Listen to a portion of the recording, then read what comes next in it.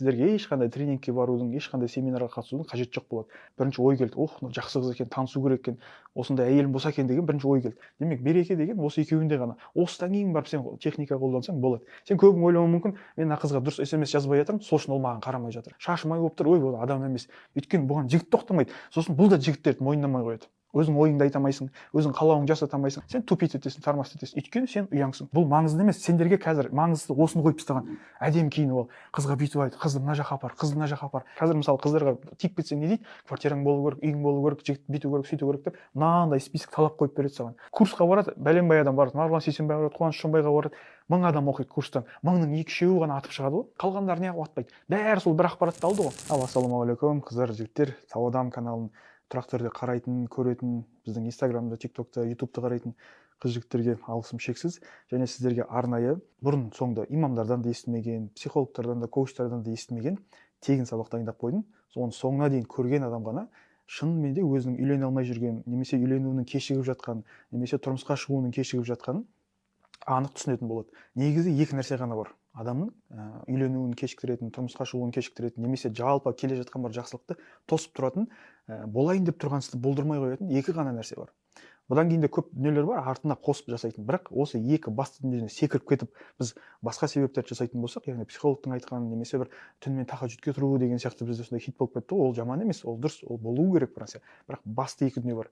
Соның біреуін бүгін толық талдайтын боламыз. Осыны толық түсініп, соңына дейін мысалдармен түсіндіретін боламыз. Соны түсініп, толық сезінген адам, өзінен тапқан адам шынымен де өзінің тағдырын өзі жасап жүргенін түсінеді. Яғни өзінің үйленуін өзі кешіктіріп, немесе тұрмысқа шығуын ұзартып жүргенін өзі түсінетін болады. Бұл жерде өзімнің мысалымды да толық түсіндіретін боламын, яғни мінезімді талдайтын боламын. Сол үшін видеоны соңына дейін қарап, өзіңізді осы жерден тауып алыңыз. Ал жігіттер, енді тегін сабағымызды бастаймыз. Адамның тағдырына күн сайын таласып жататын, өмірін өзгертетін екі дүние бар. Ол біреуі мінезі болса адамның, екіншісі оның жақсылығы. Яғни жақсылық деген нәрсені толық түсіндіру, оны жеткізу бүгінгі сабақта мүмкін емес, өйткені ол өте үлкен тақырып, ауқымды тақырып. Сол үшін біз мынаған тоқтататын боламыз. Мінез. Адамның мінезі оның тағдыры деп Шәкәрім деген әулие кісінің мына сөзін түсініп алсаңыздар, сіздерге ешқандай тренингке барудың, ешқандай семинарға қатысудың қажеті жоқ болады. Адам кез келген нәрсе бірінші ойдан басталады, адамның ойына келеді. Сосын ол аузынан шығады. Бірден кейін ойлайсың, сосын сен сөйлей бастайсың, сосын ол іске айналады, әрекет жасай бастайсың содан кейін. Содан кейін ол сенің қайталанатын болса, әдетің айнала бастайды. Содан кейін ол сенің не болады? Мінезің болады, соңында ол сенің тағдырың шешеді. Енді осы формуланы қарайтын болсақ, біздің қызға не қатысы бар дейтін болсаң, тікелей қатысы бар жігіттер. Адам, мысалы, мен бір қызды көрдім. Торговый центрде, мысалы, Мегада бір қызды көріп қалдым. Ұнап қалды маған. Өйткені менің ойымдағы қыз ғой, фигурасы ұнады, түрі ұнады, күлкісі ұнады, киініп алғаны ұнады маған. Не келді? Бірінші ой келді. Жақсы қыз екен, танысу керек екен, осындай әйелім болса екен деген бірінші ой келді. Ойдан кейін не болды? Сөз шығады аузымнан, яғни мен оны біреуге барып айтамын, немесе ана қызға барып жақындаймын, яғни бір сөз айтамын. Немесе ең болмағанда түк қандай әдемі қыз екен деп айтамын да, яғни аузымнан сөз шығады. Осыдан кейін не болады? Әрекет болады. Мен либо ол қызға барамын, либо бармаймын. Яғни екі әрекеттің біреуі болады. Әрекеттен кейін не болады? Осы нәрсе қайталана берсе, яғни мен көрген кезде қызды қайталап бара беретін болсам әр қызға, менің бойымда не қалыптасады? Әдет қалыптасады. Яғни мен қызды көрген кезде ойланбай, тормоз етпей, тупить етпей, не істеймін? Тікелей барамын да, танысам, сөйлесем. Отказ аламын ба, отказ алмаймын ба, ол уже үшінші, төртінші әңгіме. Бірақ маңыздысы не? Мен әрекет жасаймын. Әрекеттен кейін ол нәрсе 2 рет, 3 рет қайталанғаннан кейін не болады? Әдетке қалыптасады, әдет болып қалыптасады менің бойымда. Сол үшін ол менің бойымда мінез болады. Яғни менің достарым, менің таныстарым мені көрген кезде, немесе сол танысқан қыз мені көргенде не деп айтады?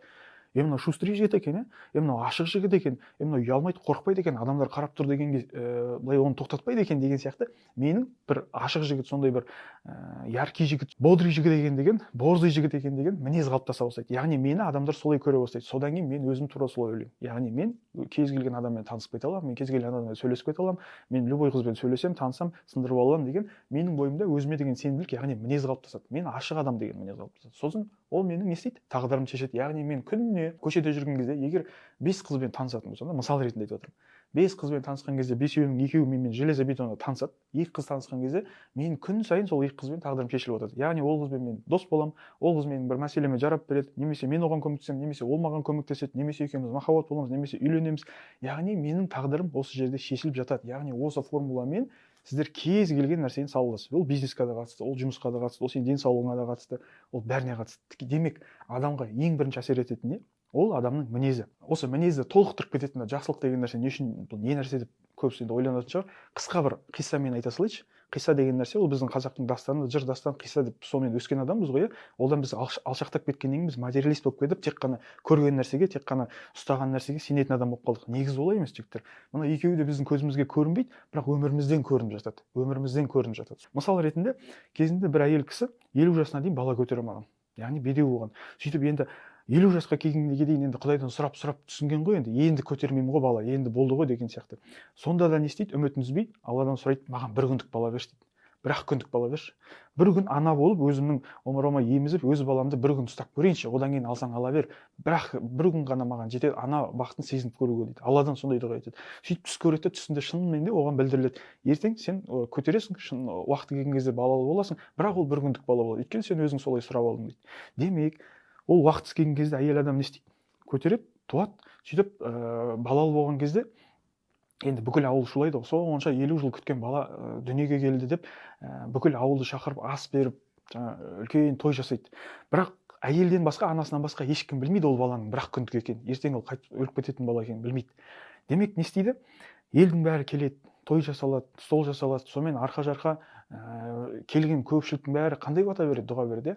Баланың жасы ұзақ болсын, өмір жасы ұзақ болсын, үлкен азамат болсын, үбірлі-шүбірлі болсын, өссін, өнсін, үлкен болсын деп көпті көрсе көл демекші, көптің батасы, дұғасымен мына баланың тағдыры өзгеріп кетеді.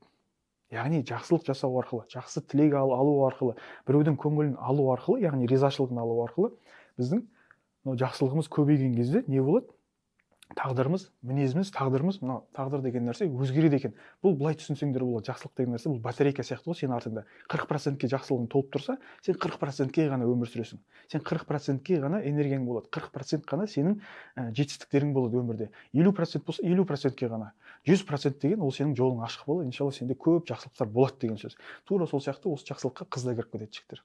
Бұл енді бөлек өте үлкен тақырып. Мынадан екеуінен секіріп кетіп, мен психологтың айтқанымен сындырып аламын, мен дем салдырып сындырып аламын, мен жаңа қызды танысу арқылы анамен мынамен салып жүріп қаратып аламын, немесе сөйтіп қыздар осы әрекетпен мен тұрмысқа шығып аламын, әдемі болсам, блогер болсам, инстаграмда көп өзімді рекламировать етсем, маған жігіттер қарайды, немесе қыздар қарайды деп ойлайтын жігіттер қатты қателесесіңдер. Немесе мен бір танысудың техникасын, манипуляцияны үйреніп алсам, қыздар қарайды. Өздерің ақылға салып көріңдерші, ол деген алдау. Аты айтып тұр ғой, манипуляция, яғни бір техника деген нәрсенің бәрі ол адамның назарын алдап ұстап алу деген сөз. Енді оның артында береке бола ма? Болмайды. Демек, береке деген осы екеуінде ғана. Осыдан кейін барып сен техника қолдансаң болады. Енді сабағымызға айтатын болсақ, яғни мінез туралы біздің аталарымыз, ұлыларымыз не деп айтқан? Абай атамыз айтады, өзгермейді деген адамның тілін кесеремін дейді. Яғни мен осындаймын ғой енді, мен осындай қорқақпын, мен осындай әлсізбін, мен қолымнан келмейді, мен андаймын, мен мұндаймын деген адамның тілін кесіп тастайтын едім дейді Абай атамыз. Өйткені ол жалқау, қорқақ, өзінің мінезінен тағдырын шешіп тауып жүрген адам. Демек, тілін кесем деген сөз өзгереді деген сөз. Алаштықтар не деп айтады? Қараңғы қазақ төріне өрмелеп шығып күн болам, күн болмасам не болам деген сияқты Сұлтанмахмұт Торайғыров атамыздың сөзі бар. Яғни ол сеніп тұр да, мен өзгерте аламын, мен істей аламын деп тұр. Соған сай оның осы ойынан, сөзінен, әрекетінен не болып тұр? Тағдыры жасалып тұр. Яғни ол шықты шынымен де өзінің атын қалдырып кетті. Содан кейін оны біз біліп отырмыз. Ахмет атамыз не деп айтады? Адамның ұлтқа қызмет етуі білімнен емес, мінезден дейді. Яғни көп біліп алып, көп психологты оқып, көп нәрсені оқып алып, бірақ сенің мінезің дұрыс болмаса, тағдырың тағы да дұрыс емес болады, тағы да шешіледі. Мысал ретінде айтып кетейінші, Майк Тайсонның тренері айтады, күнделікті қысыммен, дисциплина дейді ғой, тренировкамен қысым деп айтайық, сол қысыммен ыңғайлы факторлар дейді ғой, яғни бір жайлы жағдайлар жасалатын болса, осы екеуінен қосылған кезде дұрыс мінез жасалады дейді. Дұрыс мінез дұрыс тағдырға жетеді. Яғни Майк Тайсон не болды? Чемпион болды. Енді ондай мысалдар өте көп. Мінез деп жазсаңдар, ол Инстаграмда да, ТикТокта да небір тақырыптарды шығарып береді. Сол үшін оған қатты бір тоқтала берейік. Факт то, что үлкен біздің ғұламалар, біздің қазақтың ғұламаларының өзі мінезді бірінші орынға қойып кеткен. Өйткені ұлтқа қызмет ету білімнен емес, мінезден дейді. Пайғамбар алейхиссалам өзі айтады, сендердің ең жақсыларың көркем мінездерің. Және екіншісі айтады, сендердің әйелдеріңе жақсы қарағандарың ең жақсыларың дейді. Яғни көркем мінезді ғана өзінің әйеліне, ұлтына, қызмет, бала шағасына дұрыс қарай алады, қызмет ете алады деген сөз. Сол үшін мінез деген нәрсе ол бірінші орында жігіттер. Мінезің дұрыс емес болса, тағдырыңды жасайсың. Енді мысал ретінде айтайық. Мына жақта бір қыз бар, мына жақта сен барсың. Екеуің не істедіңдер? Кездестіңдер, үйлендіңдер, мысалы. Жарайды, үйленгенге дейін де айтайықшы, мысалы, үйленбедіңдер әлі. Сен мінезің бар, қырсық деген мінезің бар. Сен бойыңда сондай қырсықтық бар. Қылт етсе қырсық қаласың, керіс деп жүресің, дұрыс емес дейсің, мысалға. Мына қызда бір правильность деген мінез бар деп айтайықшы. Бұл бәрін дұрыс істеп қойған, әбден үйінде тәрбие көріп қойған, сондай бір четкий қыз да, былайша айтқанда. Сырттан әдемі көрінеді негізі, дұрыс, правильный. Өйткені ол қасықты орнына қояды, киімді орнына қояды, үйде тап-таза ұстайды, ровно жүреді, ровно келеді, дұрыс та, сырттан қарағанда дұрыс. Енді ол екеуіңнің өміріңе, совместный өміріңде қалай әсер етеді? Осы мінез деген нәрсе.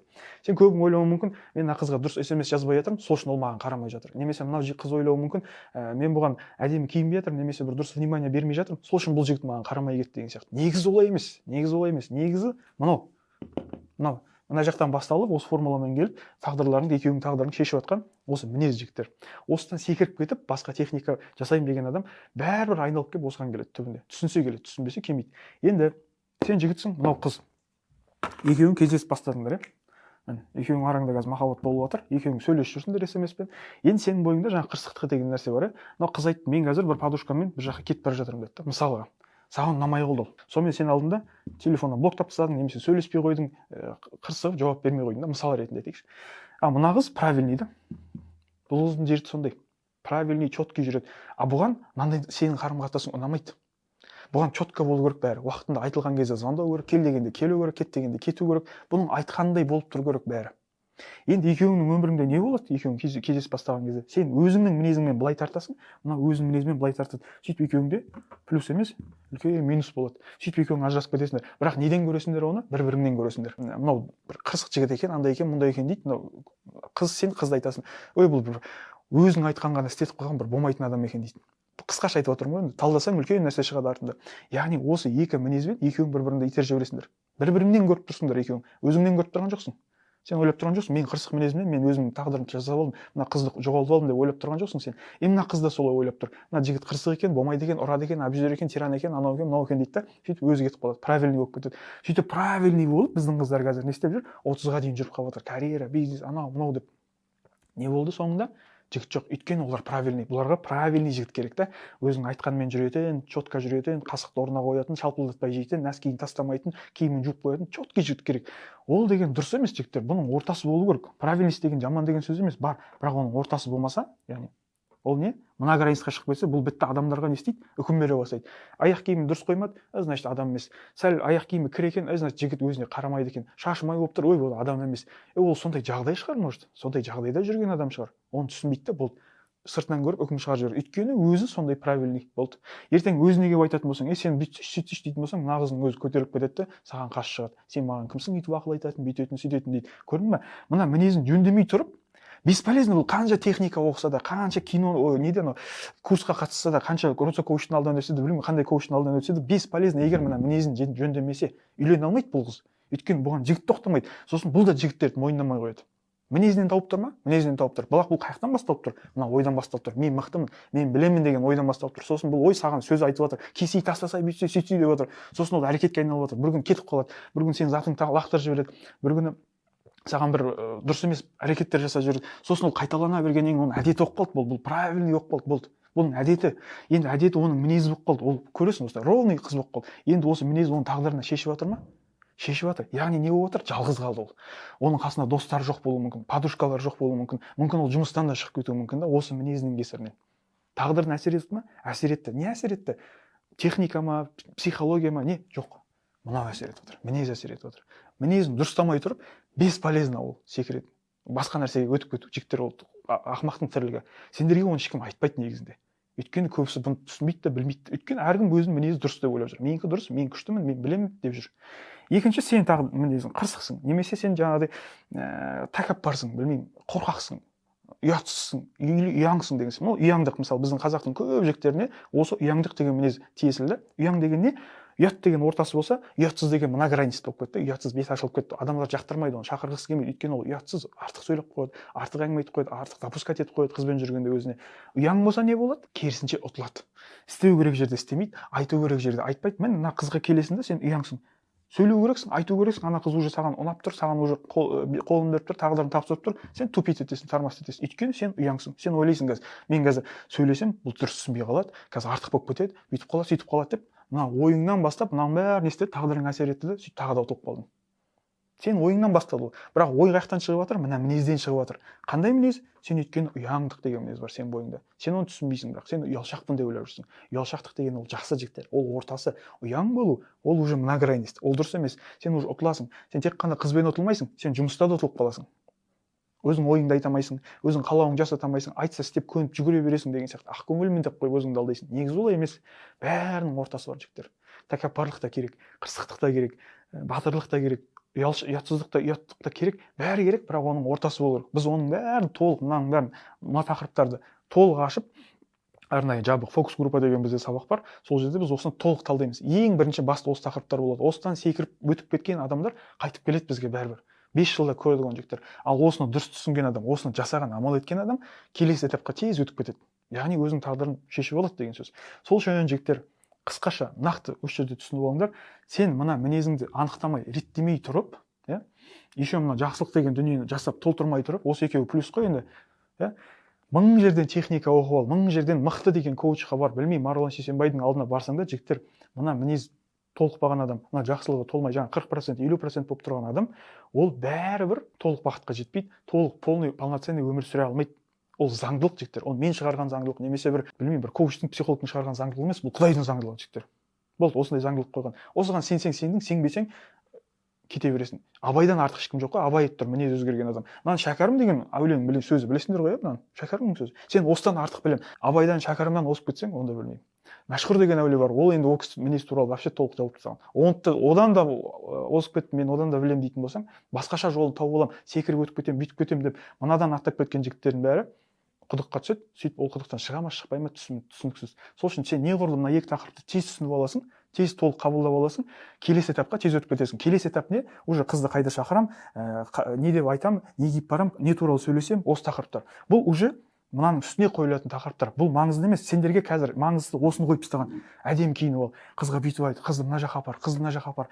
Сен мына мінезің дұрыс болмаса, сен мына жақсылығың толмай тұрса, ол бесполезно. Ол қызды қай жаққа апарсаң да, 1000 роза берсең де, 100 гүл берсең де, BMW-мен барсаң да, Кадиллакпен барсаң да, бесполезно. Егер ол мынау нәрсе қабылдамай тұрса қыз, өйткені сен мінезіңе қарайды, ол сезіліп тұрады. Байқайсың ба, бір адамды шақырған кезде адам приятный болып тұрады. Ол саған таныс емес, сен онымен ешнәрсе жұмыс істеген жоқсың. Бірінші рет көріп тұрсың, бірақ сен ол адаммен дос болғың келіп тұрады, жұмыс істегің келіп тұрады. А бір адамды шақырасың, сенің үйіңдегі бауырың болуы мүмкін, ол сенің әкең, досың болуы мүмкін, бірақ сен онымен басың сыйыспайды. Неге? Өйткені оның мінезі дұрыс емес, білесің. Ол қайбай шығарып жібереді қазір. Ол қазір келіп алады да үндемей отырады, сөйлемейді. Ол сондай тұйық адам, оны шақырмай ақ қойшы дейді. Немесе оны ұятсыз, ол қазір келеді да бытшыт қылады, шақырмай ақ қойшы дейді.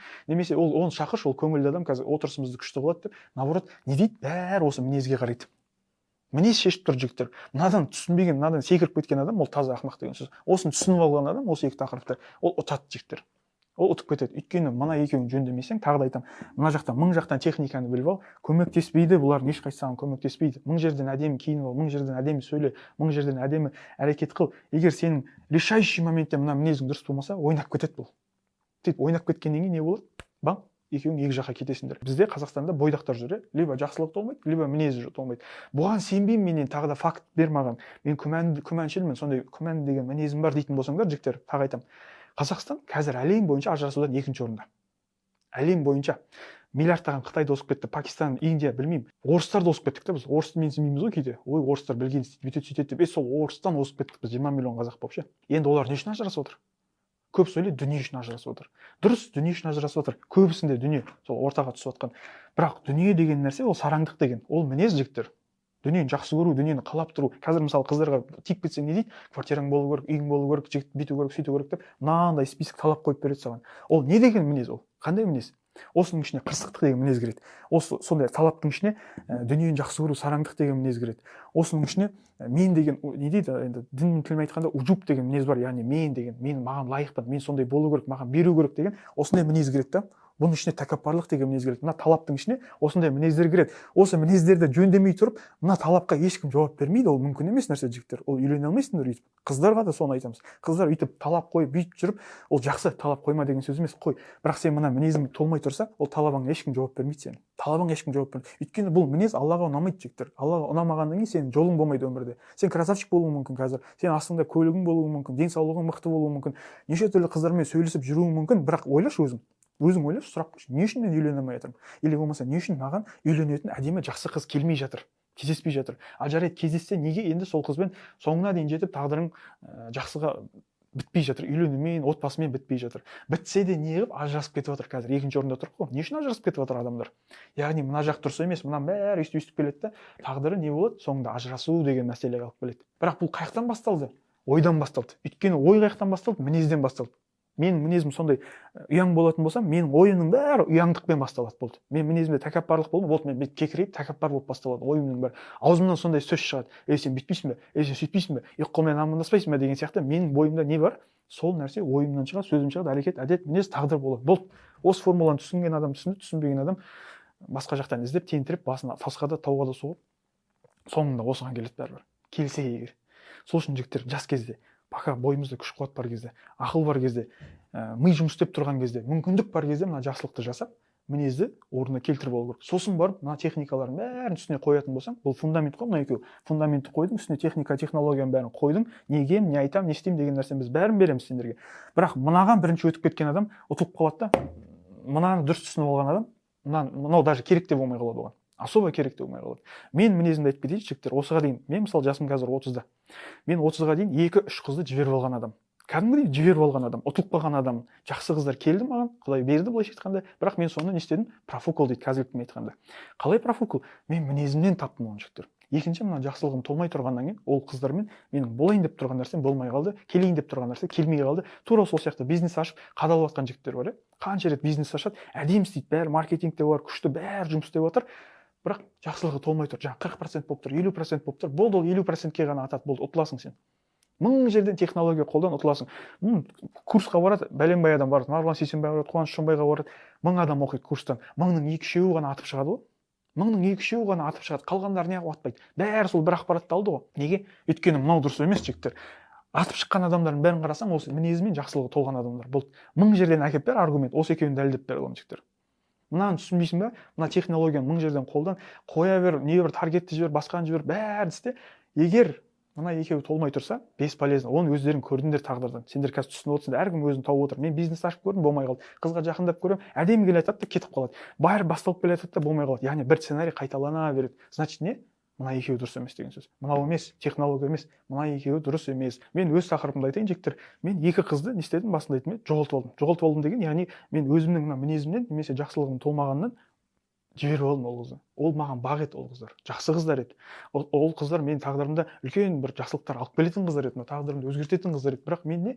Мына мінезім мен жақсылығымның толмағаннан, мінезімнің дұрыс болмағаннан мен ол 2 қыздан айырылып қалдым. Мен оны қазір сылтаумен айта аламын, мамам араласып кетті, анау болып қалды, екеуміздің арамызға бүйтіп қалды, сөйтіп қалды, бүйтіп қалды. Жоқ. Жақсылығың толмай тұрды, болды, ол уже закон, сен ол қыздан айырыласың деген сөз. Немесе сен тастап кетеді ол қыз. Мінезің толмай тұр деген сөз, екеуің келіспей қоясыңдар деген сөз. Үйленсеңдер де екеуің ырың-жырың болады деген сөз. Яғни ажырасасың деген сөз. Сол үшін мына екеуін толтыру керек. Енді менің жағдайымда қандай, менің мінезім қандай, мен білем деген мінезі. Оны ужуп деп айтады. Яғни өз-өзіңе баға беріп қою. Мен білем, мен сөйлей алам, мен айта алам, мен оны оқыған, мен де оқығам, мен ол білгенді мен де білем, ол жасағанды мен де жасай алам деген мінез бар. Ол жақсы мінез жігіттер, ол конкуренция, ол дұрыс, ол жақсы. Бірақ ол мына крайностьқа бағана айтқандай шығып кететін болса, яғни бір жаққа шығып кетсе не болады? Ауру болады, болды. Сен уже ешкімді мойындамайсың деген сөз. Бетіне қарап күліп тұрасың да, ішіңнен мойындамай тұрасың. Қызбен де солай болады. Қызды алып аласың да, сонымен таласасың. Мен айтқаным болады, мен білем, сен үндеме, сен қызсың ғой, сен қатынсың ғой, тыныш отыр, сөйлеме, бүйтпе, сөйтпе деген нездоровая конкуренция болады жігіттер. Яғни осы мінезіммен мен көп жерде таяжып қалған адаммын. Бірінші, екінші не? Сол жақсылығым толмай тұрған кезде не болды? Келіп тұрған қызды келтіре алмай қойдым. Қарап тұрған қызды қаратамай қойдым. Ол сендердің өмірлеріңде, тағдырларыңда да болып жатқан дүние. Күнделікті өзіңнің бір күніңе хотя бы анализ жасап көрсең, сен мінезіңнен көп нәрседе ұтылып қалғансың. Либо артық кетіп қалдың, либо кем кетіп қалдың. Ортасын ұстай алмайсың. Мінезіңнен. Сол үшін жігіттер осы екеуін толық түсінген адам ғана ұтады. Толық түсінбеген адам мына технология, техника деп әрбір психолог, әрбір коучқа барып, ананы үйренеді, біресе мынаны үйренеді, біресе медитация жасайды, біресе аффирмация жасайды, біресе андай мұндай деп шаршап, шалдығып түбінде келеді осыған. Сол үшін ерте келіңдер жігіттер. Кеш емес, ерте келуге тырысыңдар. Ерте деген не? Естідің ба? Осын қазір амал етуге тырыс. Өйткені менің шығарған формулам емес, тағы айтамын. Менің шығарған формулам мына жақта. Мына технология менің формулам. Мен саған бере аламын. Бүйтіп істе, сөйтіп істе, былай кейін, былай сөйле, мына жаққа апар, мына жаққа апарма деген нәрсе. Бірақ мынау бұл Құдайдың заңдылығы жігіттер. Абай мойындап кеткен бұл нәрсені. Шәкәрім айтып кеткен бұл нәрсені. Мәшһүр айтып кеткен бұл нәрсені, алаштықтар айтып кеткен бұл нәрсені. Сол үшін бұлардан артық білем десең, проблема өзіңде. Сен тәкаппарсың, сенде де менде бар мінез бар, не? Мен білем деген мінез бар. Болды, значит сен ұтыласың. Ал егер мынаны мойындап, осындай ұлылар тұрған кезде мен кіммін деп осы кісілердің сөзіне құлақ асатын болсаң, онда ұтасың жігіттер. Онда ұтасың. Сол үшін ұтам деген, өзгерем деген, яғни өзінің тағдырын өзі кешіктіріп алмай, жақсы тағдырды ұтып алғысы келетін, жақсы амалды жасағысы келетін, толық жалпы қызға, жігітке керекті толық ақпаратты қабылдап алғысы, түсінгісі келетін жігіттерге, қыздарға арнайы бізде не бар? Арнайы жабық Zoom форматта өтетін, онлайн форматта өтетін фокус группамыз бар жігіттер. Фокус группа деген ол тек қана сіздермен 24/7 онлайн Zoom форматында WhatsApp чатымыз бар. Тікелей сұрақ қойып, немесе жеке сұрақ қоям дейтіндер болатын болса, ол да қарастырылған. Қосымша мынаған қатысты, мынау тақырыптарға қатысты, кием, шем, қыдырам деген дүниелерге қатысты, қайда апарам, свиданияны қалай өткіземін, не туралы сөйлесем деген жігіттерге арнайы тағы да курстар берілетін біздің жабық фокус группамыз бар. Соған жігіттер қатысуға шақырамын. Өйткені мынаны тез түсініп алған жігіттер тез үйленеді, тез өзінің тағдырын жасауға болады. И бұл формула тек қана үйленуге қатысты емес қой. Мынаны любой темаға сала бересің. Бизнесқа да саласың, жұмысқа да саласың, карьераға да саласың, денсаулыққа да саласың, бәріне саласың, спортқа да саласың. Сол үшін қазақта не деп айтады? Берде жалын деп айтады. Бірінші бер, сосын барып Құдайдан сұра, жалын дейді. Тура сол сияқты, мысалы, мен сендерге қазір тегін беріп жатырмын, енді сендерден сұрап жатырмын. Келіңдер, қатысыңдар. Маған ол сенің келуің, келмеуің әрине маңызды. Бірақ сен келмесең, ол сенің мінезіңнен екенін түсіну, ол тағдыры. Не істейсің сен? Ойлайсың, болмайтын әңгіме ғой. Қыртқан әңгіме ғой. Қазір елдің бәрі ақылды болып кетті ғой. Бұл да бір тренер ғой, бұл да бір ақша тауып жүрген біреу ғой деген сияқты. Сенің ойыңа сондай келді ме, түсіне бер. Мына ойың сенің дұрыс емес. Болды, сен ол жерде ұтылдың. Саған тағдырыңды өзгертетін дұрыс нәрсе айтылып тұр. Сенің ойың не болып тұр? Сен мені сынап тұрсың. Сен мені көре алмай тұрсың. Сен менімен таласып тұрсың қазір. Сен мына ұлылардың сөзін мойындамай тұрсың. Ұлыларды емес, сен мен арқылы мойындамай тұрсың да, болды. Значит, сенің уже мінезің дұрыс емес. Болды, сен уже ойыңнан ұтылдың, сосын аузыңнан дұрыс емес сөз шықты, сөзің әрекетке айналды, мен блокқа салып тастадым, қарамай қойдым, өшіріп тастадым, білмеймін. Сол сенің әдетіңе айналады. Сен маған ғана олай істемейсің, кез келген жақсылыққа осылай істейсің. Сен тағдырыңды өзгертетін жақсылықтың бәріне осылай істейсің. Сосын сен мінезің сондай болып қалыптасып қалады, сен оны өзің де білмей қаласың. Сөйтіп сен тағдырыңды өзің жасап алған кезде таңғалма. Не үшін ақша жоқ, не үшін қатын жоқ, не үшін дүние жоқ, не үшін денсаулық жоқ, не үшін маған адамдар қарамайды, не үшін маған достарым жоқ деген сияқты тағдырың өзгермей жатса, бір жылың бір қалыпты өтіп жатса, таңғалма. Неге? Өйткені сен мына жерден бастап өз тағдырыңды өзің жасап алдың. Сол үшін жігіттер, қыздар, бұл тек қана жігіттерге қатысты емес, қыздарда да тура осылай жұмыс істейді. Тура осы нәрсе қыздарда да бар. Сол үшін біз бұрын тек қана жігіттерге өтетінбіз, бірақ қазір қыздарға да өтеміз. Қыздардікі бөлек болады, жігіттердікі бөлек болады. Екеуін араластырмаймыз, бірақ қазір қыздарға да осы дүниені толық түсіндіруге тырысып жатырмыз. Өйткені бізде қазір қыздардың да санасында дұрыс емес программалар, дұрыс емес сенімдер бар. Яғни жүру керек, бүйту керек, сөйту керек, ол жақсы, бірақ оның ортасы керек. Сол үшін ағайындар, жігіттер, қыздар, сіздерді біздің жеке өзіміздің авторлық деп айтайыншы, менің авторлық осындай фокус группамызға, курсымызға шақырамын. Ол жерден түсінбей қалдым мен, ұнамай қалды маған, дым қақпай қалдым десең, ақшаңды қайтарып береміз. Ақшаңды қайтарып береміз. Бірақ сен ол ақшаны бәрібір қызға да жаратып тастайсың, жігітке де жаратып тастайсың, киноға да жаратып тастайсың. Бірақ мына жақта сен тағдырыңды өзгертетін білім бар. Сол үшін қош келдің деп именно сені осы курсқа шақырамын жігіттер. Басталуы, қай уақытта болады, қалай болады, не туралы болады, ол жерде қалай айтылады деген нәрсенің бәрі ақпарат толық төменде біздің менеджерде таба аласыздар сұрап. Қалғаны жігіттер осы. Тек қана осыны түсінесің де амал қыласың болды. Түсінбейсің бе? Мына жерде мың түрлі технологияны алып шатасасың. Ал енді онлайн Zoom форматтағы фокус группамызда именно сенімен жолыққанды ниет қылып қойдым. Сол үшін күтемін жігіттер.